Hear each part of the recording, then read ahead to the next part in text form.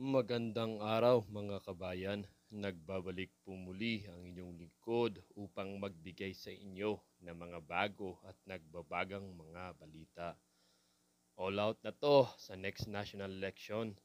Duterte versus Marco Coutinho Jr. Romualdez aka Tambaloslos. Alam naman natin siguro kung sino ang ating iboboto. Isang taon pa lang nakaupo, si President Bongbong Marcos ay nakita at naranasan agad natin ang biglaang pagbagsak ng bansa, lalong-lalo na sa ating ekonomiya. Ibalik ang Duterte administration upang ating bansa ay muling umunlad.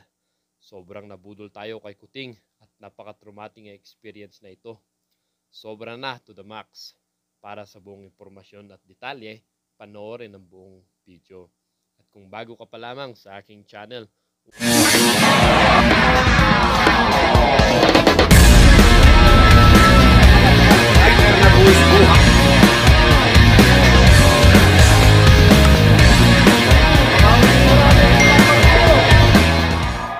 ang issue ngang ito ay naging usap-usapin din sa social media. Merong isang netizen na nagsabi, "My hero is Tatay Digong, the best. Wala akong nakitang presidente nagpinas na nakagawa sa katulad na nangagawa ni Tatay Digong for 6 years ay kulang para daakin. Si BBM isang taon pa lang ay parang kala mo ay 30 taon na." Ang issue ngang ito ay naging usap-usapin din sa social media. Sabi din ng isang netizen, "Madapa man tayo, babangon tayo uli. Inday Sara for 2028, pero umpisahan na natin sa midterm 2025. Ibalik ang Duterte brand of governance. Mabuhay ka, Boss Bads. Tama na yung wishful thinking natin." Sabi din ng isang netizen, "Dapat po all out ang support natin kay VP Sara. Please, ilabas natin ang mga magagandang nagawa ng ating VP araw-araw. People's Initiative." Ikikilos yung House of Representative ng walang basbas ng speaker. Pero naniniwala rin tayo na bibihira. Wala pa akong nabalitaan na Speaker of the House na nagsarili, no? Na walang basbas naman ng Pangulo ng Pilipinas. Kaya bahala na kayo magsama.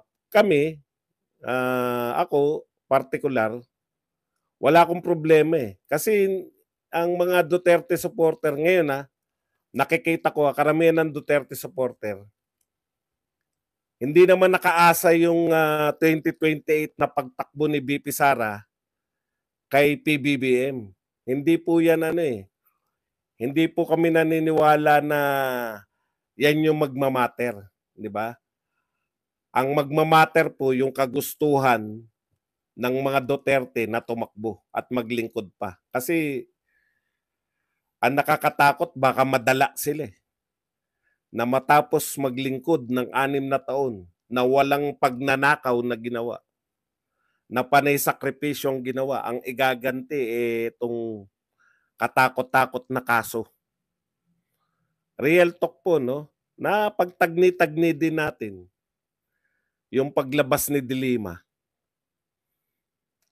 Tapos paglabas, nagpahinga lang actually hindi nagpahinga eh. Unang araw pa lang sa labas, bumanat na kagad eh. Yung hindi kayang gampanan ng mga leader ng Dilawan na kakayahan ni Laila de Lima. Yung lakas ng apog, wala sila nun. Tsaka yung talino ni de Lima.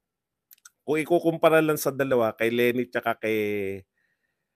bakit yung iba hindi? Alam ni Duterte, karakas nila lahat eh. Di ba? Alam ni Duterte yung karakas ng mga matatagal ng politiko. Ang nakita nila, kaya tahimik yung iba, di ba? Nasaan na ngayon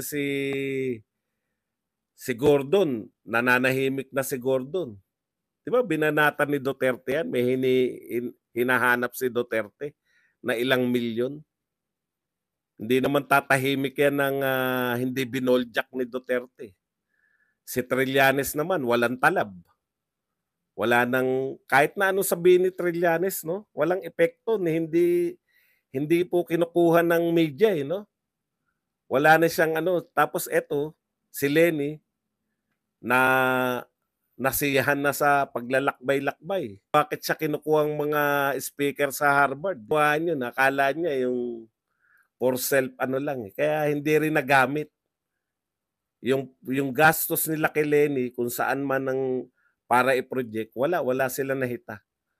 So eto po si Senator De Lima, baka may pag-asa sila na maging mahusay-husay na attack dog. At ngayon nga po tiya, panay De Lima na 'no.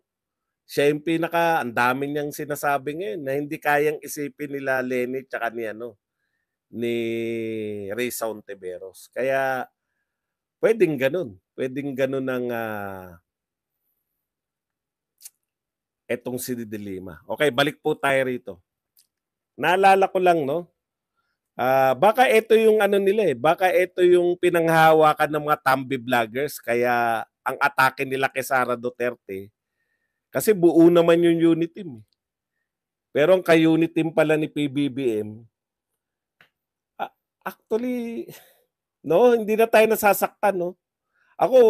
Dapat ako masaktan ako, eh. Kasi tagal kong pinaglaban yung unit team, eh. Pero ngayon, sabi ko nga mas maganda pa nga na makakawala na si Sara Duterte diyan, eh. 'Di ba? Kasi makakadiskarte na talaga, eh.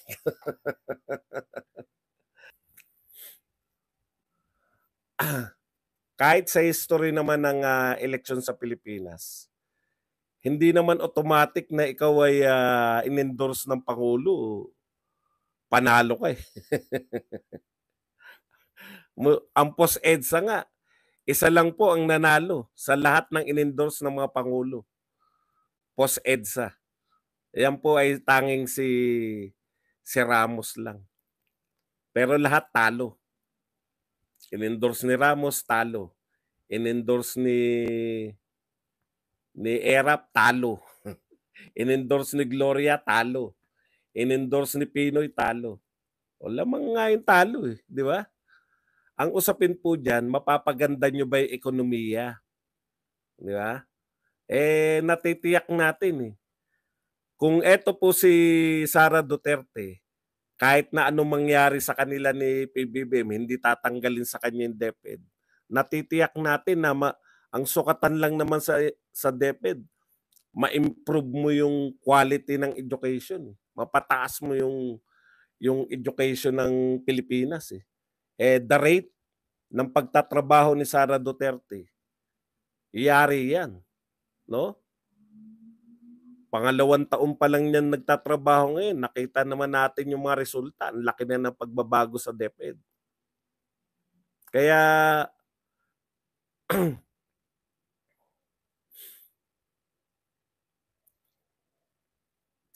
kaya para sa amin, naghihintay lang kami ng ano ni Sara Duterte kasi wala, eh. Kumbaga hindi siya ano hindi nakabatay sa relasyon nila ni PBBM yung pagpapanalo ni Sara Duterte. Sa tingin ko, mas malaki pa nga yung chance ni Sara Duterte kung si Martin na yung i-endorse ni Pangulong Marcos. Real talk po 'yan. Okay, punta po tayo sa mga ibang tweet, no? Kaya lang nabuksan sa atin, no? Tayong mga Duterte, the real unity team.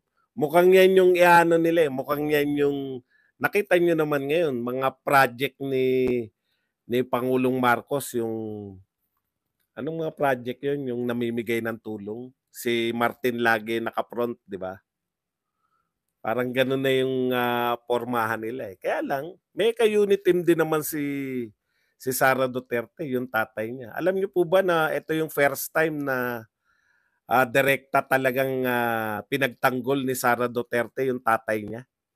First time 'to, Never siyang nakikialam Nagbabanatan yung mga congressman, binabanatan ni Pangulong Duterte, binabanatan ni mga congressman si Pangulong Duterte. Dehin boki kay si Sara Duterte. Ngayon lang siya talagang pinagtanggol niya yung tatay niya. Na-realize siguro ni Sara, putya, magsuportahan na kami mag-ama dito. Delikado lagay namin pagka natutulog-tulog kami. Tutulog-tulog kami sa pansitan. Oy, thank you very much pala muna bago tayo magpatuloy ha. Naisuot ko na tong t-shirt na bigay ni Caitlin. Maraming salamat, Caitlin. Kasya naman. Maluwag pa nga. Kala ko kala ko masikip. Malaki pala ang sukat ng kung saan mo man nabili tong Nike t-shirt. Thank you very much sa t-shirt, sa pa-t-shirt. Okay, punta na po tayo. Ito naman po si Representative Raul Manuel, no? Reaction niya po to sa sinabi po ni Pangulong Duterte na willing siyang tumakbo bilang senador or vice president. Sabi ni Representative Raul Manuel, mukha tuloy na hindi maitago ng pamilya Duterte ang pagiging uhaw sa posisyon at sa kaban ng bayan. Parang end of the world para sa kanila kapag wala sila sa pwesto. Sa bagay, nasanay na sila na mayroon silang limpak-limpak na confidential and intelligence funds, CIF sa Davao City Hall at sa Malacanang. Bilang presidente, may 21 billion na CIF dati si Rodrigo Duterte at miss na miss yun ng pamilya nila. Okay. So, pahiwatig na nagnanakaw yung mga Duterte. Di ba mahilig kayo magkaso? Kinasuhan nyo si Duterte. Ang kinaso nyo, death threat. Ang masapul sa banga, yung mas matagal nyong sinasabi, yun na magnanakaw yung mga Duterte, pero hindi nyo makasuhan ng pagnanakaw. Di ba? Bakit kaya? Bakit yung death threat? Kailan niya lang sinabi? 2 linggo lang yata o ilang araw lang nung sinabi ni Pangulong Duterte. Nakasuhan nyo na kagad. Wag mong pagbintangan yung mga Duterte na uhaw. Ano yung termino niya? Uhaw sa posisyon. Alam mo kung uhaw sa posisyon ang mga Duterte, tumakbo sana si Sara Duterte na presidente, tumakbo sana si Digong na senador o congressman, no? Bakit hindi sila nagtumakbo sa panahon na pwede silang manalo ng pinakamataas na mga posisyon na pwede nilang takbuhan? Kung gusto mong palabasin na uhaw sila sa posisyon. Hindi sila uhaw sa posisyon. In fact, napipilitan lang si Pangulong Duterte. Kung dahil tinatarantado na nila anak eh. Kaya mapipilitan na tumakbo. Iba yung uhaw, no? Yung uhaw, wala pang 1 point sa survey, gusto nang tumakbo. 2023 pa lang, nagpapahiwatig ng tumakbo. Yun ang uhaw sa posisyon. Yung mga Duterte, real talk, si Digong ang presidente, pwedeng manalo. Pwedeng manalo si Sara Duterte bilang presidente. Yung ba ang uhaw? Ayaw nga tumakbo eh. Napilitan lang dahil walang tigil yung tao sa kararali. Hindi pala kararali, kakakaraban. Ganid talaga. Ganid ang mga Duterte. Kung ganid yan, may sa tingin nyo, ang tatakbuhan ni Sara Duterte, ano? Kung ganid ang mga Duterte, sa tingin nyo, ang tatakbuhan ni Sara, Vice President lang? Si Digong, sa tingin nyo, hindi tatakbo kung ganid? Ang tagal nyo nang sinasabi, pinahihiwatig na magnanakaw yung mga Duterte. Hindi na presidente yan, no? Pwede nyo nang sampahan. Sinampahan nyo nga nung ilang araw lang sinabi. Di ba? Ilang araw lang niya sinabi yun eh. Ito sinasabi mo, 6 na taon na nagnakaw. Hindi mo sinasabing nagnakaw. Para saan yung mga pera-pera na binabanggit mo? Yan yung problema sa inyo eh. Panay kayo parinig. Nakarinig kayo ng patayan, dinimanda nyo. Bakit hindi nyo mademanda sa pagnanakaw? Di ba? Okay. Ito po reaction naman ni Senator Risa Hontiveros dito po sa mga sinasabi ni BP Sara at saka ni Senator Amy. Yung sabi ni Senator Amy, nakakahiya naman tayo. Papapasokin natin yung ICC dito, di ba? Nakakahiya sa Pilipinas, parang wala na tayong korte. Yan sabi ni Amy. Ang sinabi naman ni Sara Duterte, parang ganun din, no? Halos pareho din. To allow ICC prosecutor to investigate alleged crimes that are now under the exclusive jurisdiction ay pangmamaliit sa ating legal institutions, no? Yung pagpapapasok sa ICC. Ayan, no? Hindi lang ito ang constitutional, ito ay pangmamaliit sa ating mga hukom, sa ating mga justices. Ito po ang sinabi ni Senator Risa Hontiveros. Walang nakakahiya. Gayahin natin kung paano walang nakakahiya. Kung kasabay niyan, aandar ang ICC para sabayan at suportahan din yung domestic legal and judicial procedures natin. Loko, huli ka sa bibig. No? Hindi raw nakakahiya kung sabay daw magsosuportahan habang daw may nakasampa sa ICC, sabay din po yung domestic and legal dito sa Pilipinas, no? Isasabay daw. Ako lang po yung nag-impersonate na hindi kailanman kahawig ang boses. Ito po sabi ni Hontiveros, hindi naman daw nakakahiya kung sabay daw habang naglilitis yung ICC, naglilitis din dito sa Pilipinas sa domestic. Di inamin mo rin na meron naman palang naglilitis ng mga kaso ng kau naman, no? Di po ba? Bakit nyo isusumbong sa ICC kung meron naman tayong korte rito? Hindi naman po siya involved ang dalawang nasyon. Hindi po yan war crimes.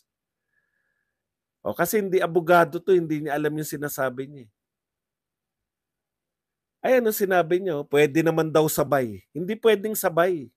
Kung may umiiral na korte sa atin, hindi natin pwedeng hingan ng tulong yung ICC. Parang ganito yan eh.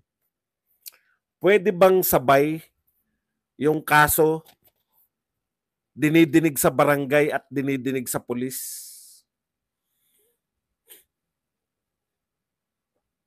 Hindi po.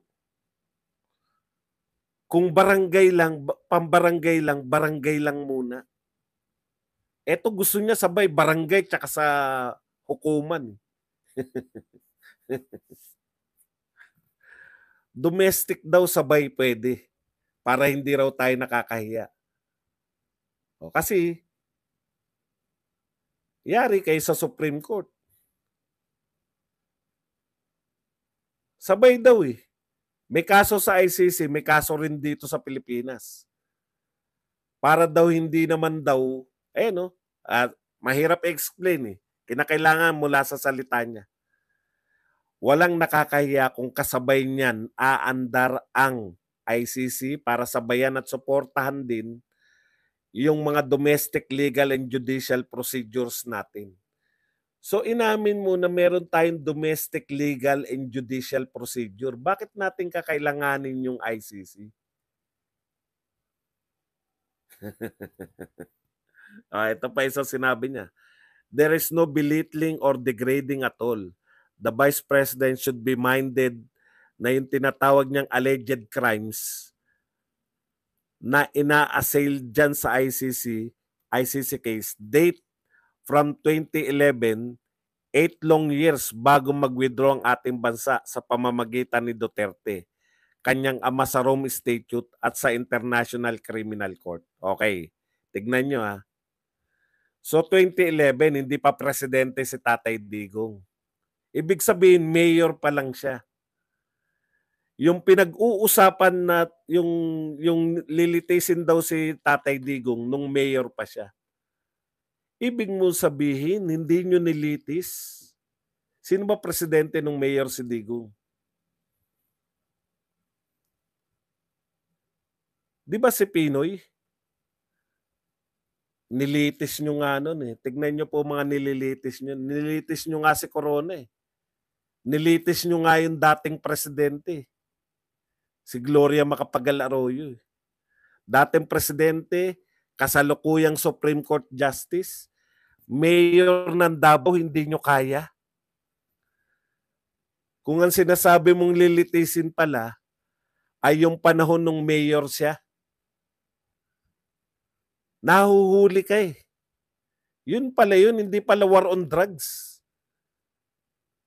Yun palang nung mayor pala si Duterte ang sinampan niya ron sa ICC. Buong akala ko, yung war on drugs nung presidente siya. Kaya kayo nagsusumbong sa ICC dahil presidente siya at hindi siya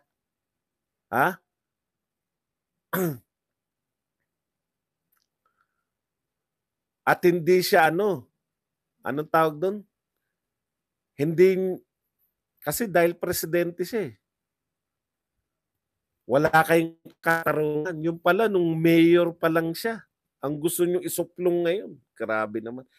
Hindi na siya, citizen na lang siya. Bakit hindi nyo na lang litisin dito?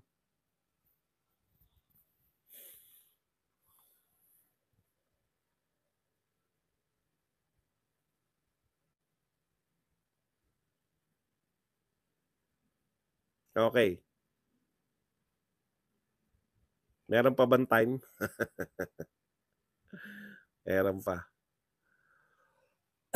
Ito naman po. Si Jokno. Siyempre, atake nila. Yung lahat ng, sabi ni Jokno, granting amnesty alone is not enough to curb the insurgency in the country. Human rights lawyer Shell Jokno says, as he urged the government to offer peace talks on national level. Alam mo, Jokno, napag-aralan na natin yan eh. No? Lahat ng Pangulo ng Pilipinas mayroong peace talk on national level. Hindi effective. Hindi natapos yung insurgency. Di ba? Ngayon, nag-try si Pangulong Duterte, NTF-ELCAC. Tama yung sinasabi mo. Hindi amnesty lang. Kaya nga may NTF-ELCAC eh. Pero sino tumututol sa NTF-ELCAC? Tanong nyo kung sino.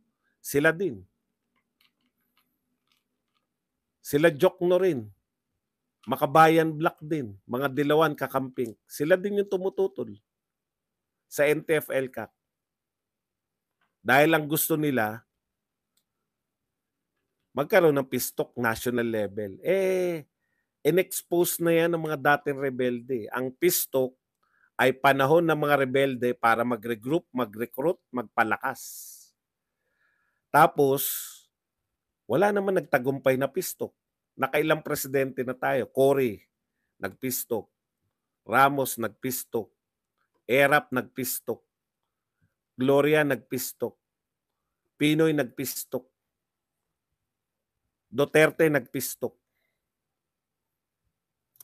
6 na Pangulo nakipag-peace talk sa kanila. Tapos, pare-pareho, nag-peace talk at anong nangyari pagkatapos ng peace talk? Magbabag down yung peace talk. at sisisihin nila yung gobyerno, hindi sincere. Hindi ba? Tapos sasabihin mo na naman ngayon, peace talk na naman. Ikaw naman, shell joke, no? Dapat natututo ka sa kasaysayan. Okay. Ayun nga pala, congratulations po sa pamilya ni Helenor Jimmy Pacheco na napalaya na po yung mga hostage. May first batch po ng hostage na napalaya, kasama po tong isang Pilipino na nagngangalang si Jimmy Pacheco. Yan. Congratulations po sa ating sa mga nag-negotiate para mapalaya po yung mga ilang Israelis, maraming Thailander at saka isang Pilipino. So maraming salamat po sa truce, 4 na araw na tigil putukan. Tindi, no? 4 na araw lang. Pagkatapos ng 4 na araw, bakbakan uli.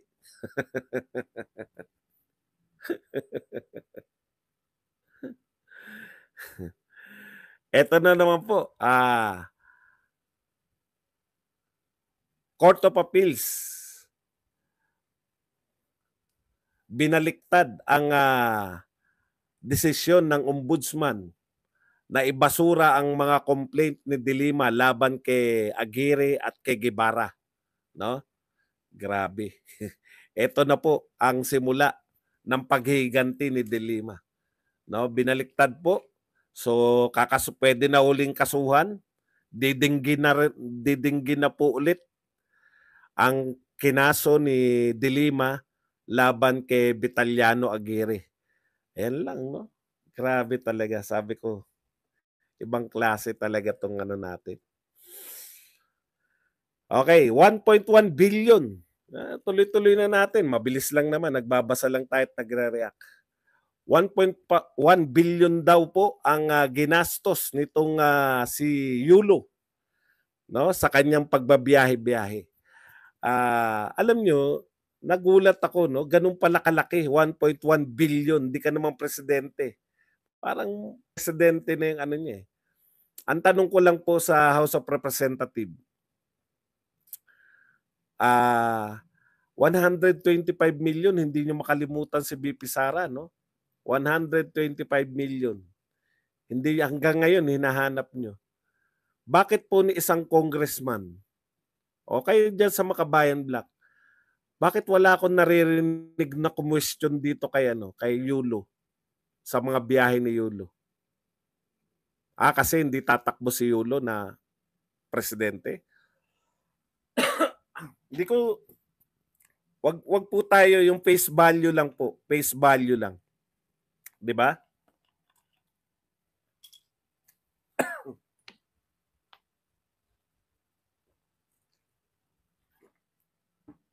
Laki-laki kayo sa 125 million ni Sara Duterte. Pero wala kami naririnig sa inyo kay Yulo. Dumaan na sa inyo yan eh. 'Di ba? Ang pinunterian nyo lang talaga si Sara Duterte. Yung 125. Ang dami nakikita ng mga senador. Oh. Wala kayong nakita? Yan lang po ang Sa napanood niyong video mga kabayan, ano naman po ang inyong mga opinion? Ang ating comment section ay bukas para sa inyong mga komento at reaksyon. Huwag kakalimutan, do not let your thoughts left unspoken. As citizen of this country, your opinions matter. Huwag pong mahihiyang magbigay ng inyong mga saloobin, mga kabayan.